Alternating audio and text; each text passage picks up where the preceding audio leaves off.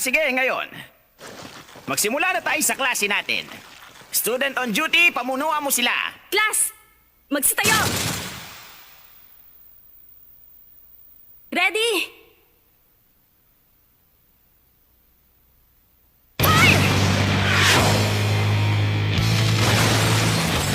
Magandang umaga sa inyong lahat. Sige, magpaputok lang kayo hanggang gusto nyo. Kukunin ko na yung attendance. Isugay! Present! Pasensya na, lakasan yung boses nyo. Maingay kasi yung putok ng mga baril. Present! O Kajima!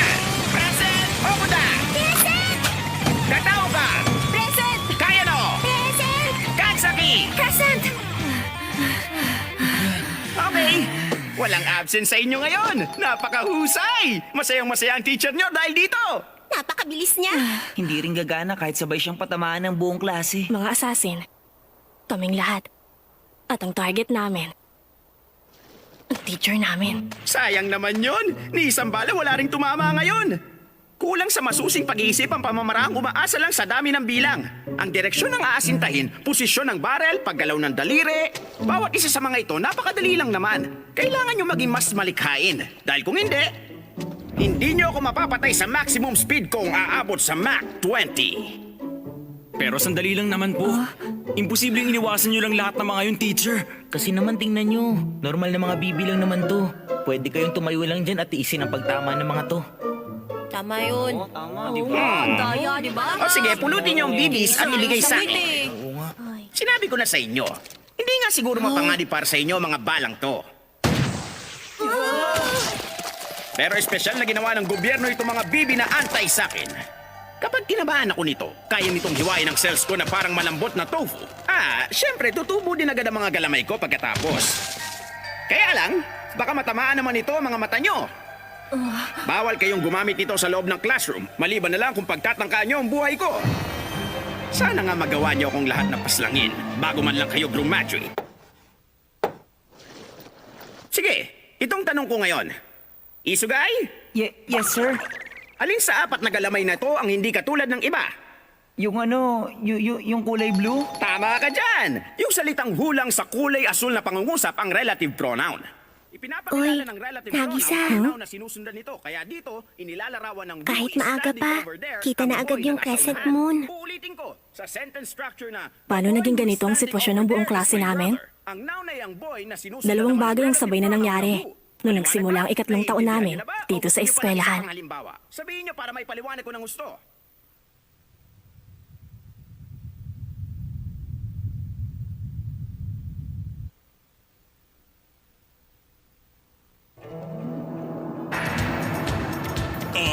Pinubutol namin ang programang ito para ihatid ang kakapasok lang na balita. Makinig kayo dito.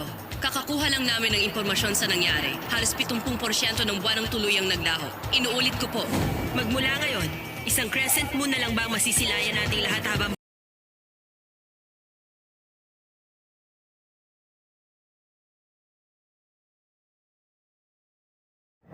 Ako nga palang nilalang na nagpasabog sa buwan nyo. Pinabala kong ganon din ang gawin sa Earth sa susunod na taon. Ngayong ako na ang guro nyo rito, ikinagagala ko kayong makilala. Malinaw na merong mali tungkol dito. Nagkakaisang nararamdaman namin. Ako nga pala si Karasuma mula sa Ministry of Defense. Una sa lahat, pakiusap intindihin niyo ang isang state secret na sasabihin ko sa inyo. Didiretsuhin ko na kayong lahat. Ang nilalang na ito, gawin niyong lahat para mamatay siya. Teka lang po. Ano ba yan? Ito na pero hindi ko pwedeng sabihin sa inyo mga detalye. Pero totoong lahat ng mga sinabi niya. Pagsapit ng March sa susunod na taon, gaya na nangyari sa buwan, wawasakin niya ang Earth. Ang mga pinunulang ng bawat bansa nakakaalam tungkol dito. Kapag nakalabas ang impormasyon tungkol sa kanya, magkakaroon ng pandaigdigang kaguluhan. Bago mangyari yun, kailangan siyang mamatay ng walang kahit na sinong nakakaalam. Ibig sabihin, isang assassination. Kaso nga lang, talagang napakabilis niya. Kapag inatake niyo siya, ayusin lang niya ang kilay niyo ng walang kapintasan. Walang niya ka! May kakayahan na napakalakas ang nilalang na to na gawing crescent ang isang buong buwan. Umaabot sa Mach 20 ang bilis niya. Ibig sabihin, kapag hinayaan lang natin siya, Wala na tayong magagawa kundi hintayin ang pagkawasak ng planeta natin. Hindi naman masaya kung gano'n ang mangyayari, di ba? Kaya may bagay akong inalok sa gobyerno nyo. Hindi nila ako dapat patayin. At sa halip, papayagan nila akong magturo sa Class 3E ng Unagigakwa Junior High. Pero bakit? Hindi namin alam kung ano ang binabalak niya. Pero pinilit niya kami pumayag sa isang kondisyon na wala siyang sasaktang kahit isa sa mga estudyanteng nandito habang nagtuturo siya. Meron kaming dalawang dahilan. Ang pinakauna at pinakaimportante sa lahat ng iyon, araw-araw siyang nandito. Bantayan niyo siyang mabuti. At pangalawa, mabibigyan niyo ng halos 30 taon ng pagkakataong iligpit siya ng malapitan. Nakamura? Hindi ba sinabi ko na sa'yo na huwag mong hahayaang maging sagabal sa pag-aaral mo ang assassination? Pasensya na po. Bilang parusa, tumayo ka ngayon din dun sa likod. Bakit kaya naging guro namin ang nilalang na yan? Paano ba namin siya magagawang patayin? Lahat ng yon, naglaho dahil sa isang huling kondisyon. Pag nagawa niyo, magkakaroon kayo ng 10 billion. Dapat lang naman yun. Dahil may liligtas ang Earth kapag nagtagumpay ang assassination mission ng klase laban sa kanya. Maswerte tayong lahat dahil hindi niya kayo pinagtutunan ng pansin. Kita niyo? Ibig sabihin ng green stripe sa mukha niya, minamaliit niyang kakayahan niyo. Anong klaseng balat Aba, syempre naman. Kung ang gobyerno nga hindi ako magawang patayin, paano pa kaya kayong lahat? Kahit ganong hinabol ako ng pinakamodernong fighter jets nila.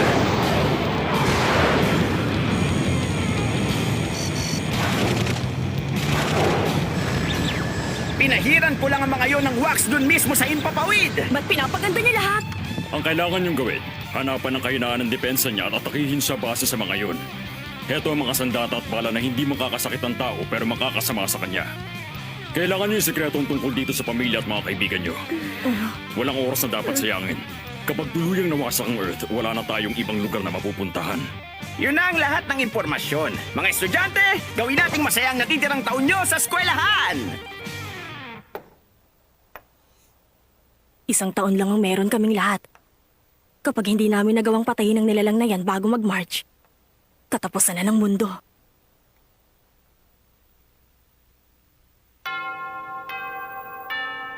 Huh? Lunch break na pala?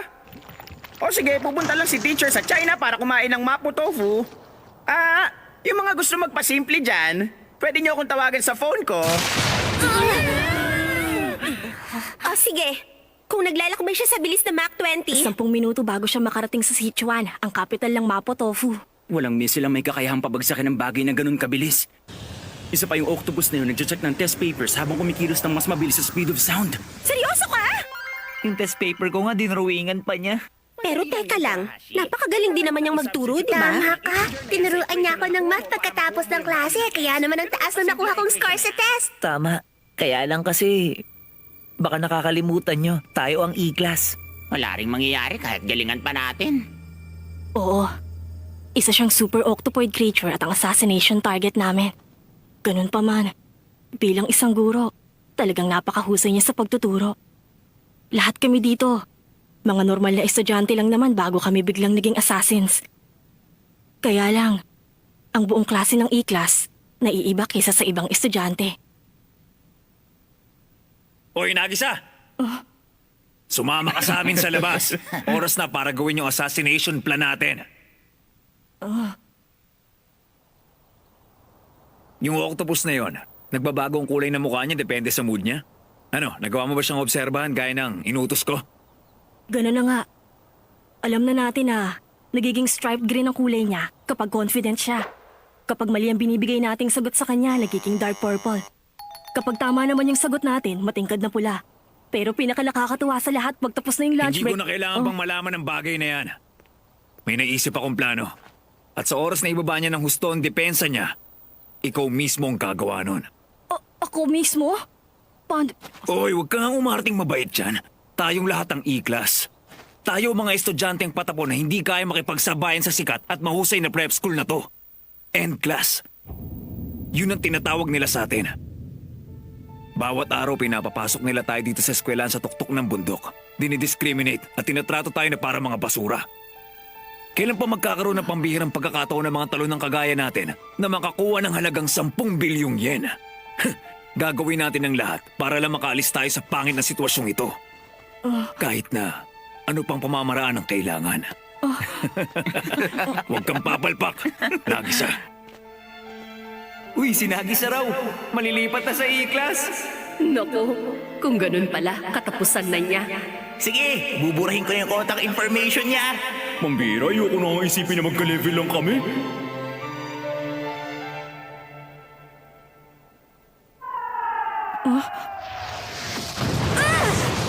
Nakabalik na rin ako. Welcome back, teacher. Bakit kayo may daladalang missile? Isang souvenir ito. Hinintay pala ako sa dagat ng Self-Defense Force ng Japan. Ang hirap po sigurong maging isang target. Naku, hindi naman. Malalaman mong makapangyarihan ka talaga kapag gusto kang patayin ng lahat. Tara, magsisimula ng 5th period.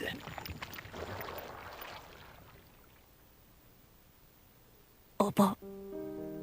Hindi naman naiintindihan ni teacher na kapag ikaw ang assassination target ng lahat ng tao, ang ibig sabihin nun, lahat sila kinikilalang kapangyarihan mo. Hindi maintindihan ng nilalang na kagaya niya ang hindi maging karapat-dapat sa expectations, sa takot o kahit sa pagkilala ng iba. Salamat sa iyo. Nasa alanganin tuloy pati yung evaluation ko sa pagtuturo, pero hindi na kita makikita. Ang totoo yun lang naman ang magandang bagay dun sa nangyari.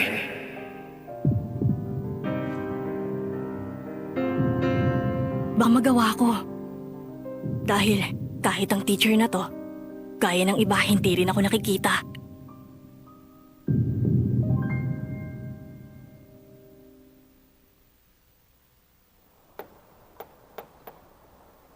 O sige, at ngayon naman, gumawa kayo ng maiksing tula na babagay sa tema natin.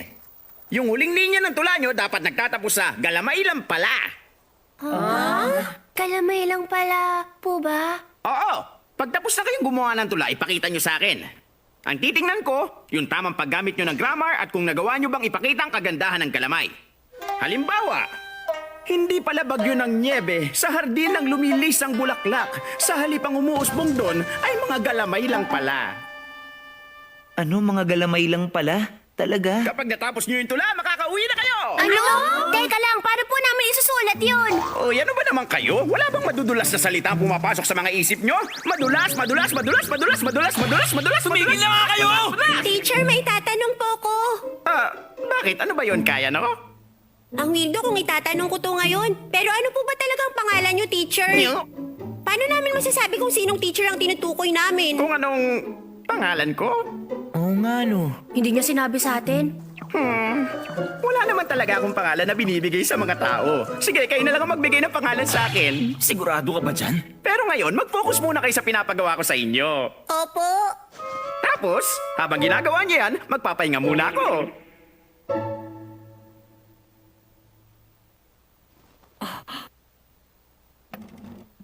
Uy! Tapos ka na ba agad, Nagisa?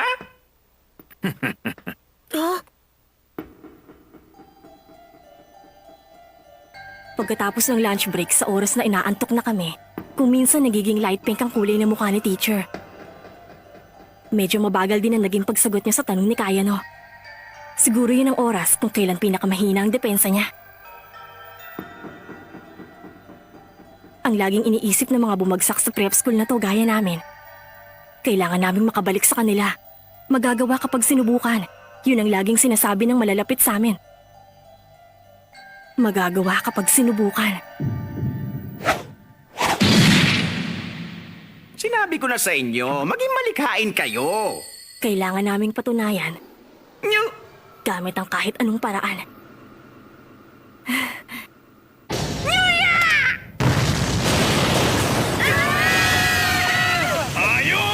Nagawa natin! Ang galing naman! Buti nga sa'yo! Terasa ka! Ano ba tong ginawa mo? Pero hindi naman niya inaasahan ang isang suicide bomber. Ikaw? Ano bang binigay mo kay Nagisa? Ha? Binigyan ko lang naman siya ng dummy grenade. Kaya lang, nilagyan ko yung baril nun ng maraming pulbura. Para 300 anti-teacher bullets kaagad na mabilis na mapakawalan nun sa isang pagsabog lang. Hindi naman yung ganong kalakas para makapatay. Sasagutin ng 10 billion yen ko ang medical. Huh? Hindi siya nasaktan. Wala siya kahit isang paso. Sandali lang, ang membrane na to nakakabit sa bangkay ng Ang octopus. totoo kasi niya, minsan sa isang buwan kung magpalit ako ng balat, ibinalot ko kay Nagis ang luma kong balat para protektahan siya. Ang pamamaraang yan ang minsan lang sa isang buwang alas ko. Terasa ka, Yoshida Uramatsu! Hindi mo na kailangan pang tingnan ang kulay ng mukha ni teacher para malaman mo.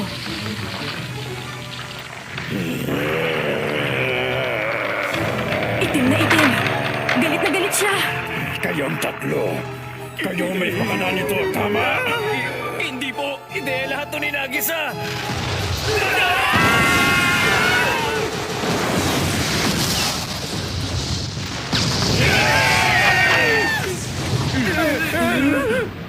Yung nameplates ng mga bahay natin!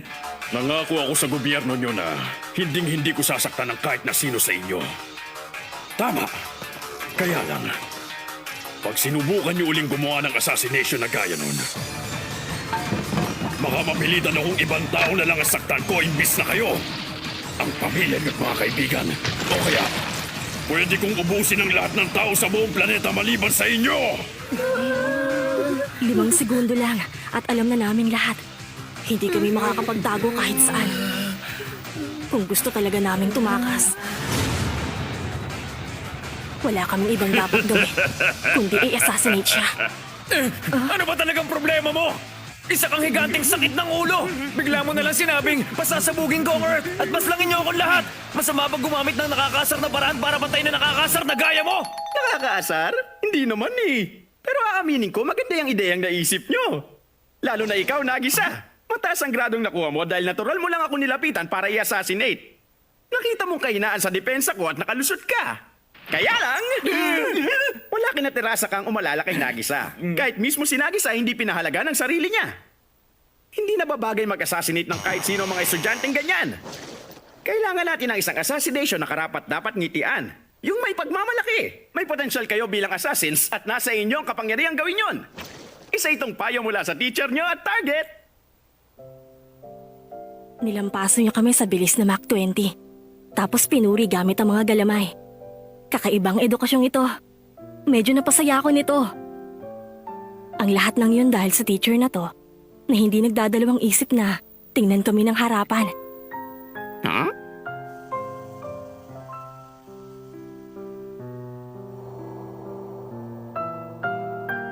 Kung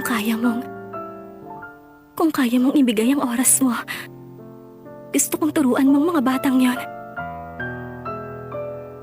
Napakaganda ng mga galamay na to. Gamit ang ganitong kamay, sigurado kong kaya mong maging napakahusay na guro. O sige, may tanong ako sa'yo, Nagisa.